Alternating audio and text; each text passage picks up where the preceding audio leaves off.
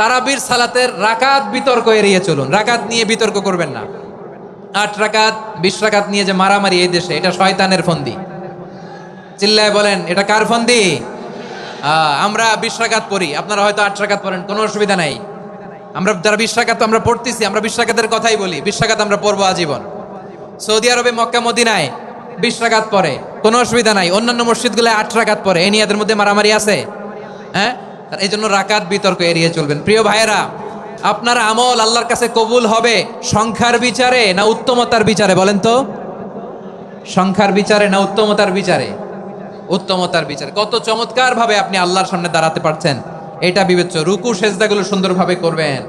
রুকু থেকে সোজা হয়ে দাঁড়ানো ওয়াজিব। 2 সেজদার মাঝখানে সোজা হয়ে বসা ওয়াজিব। এটা আদিলুল আরকান বাদ দিলে হানাফি মাযহাব মতে সৌ সেজদা দিতে হবে। অন্য মাযহাব মতে নামাজই হবে না, আপনার নামাজই হবে না। এই জন্য ধীর স্থির ভাবে তারাবির সালাত যেন আমরা আদায় করি। পারা যাবে তো ইনশাআল্লাহ?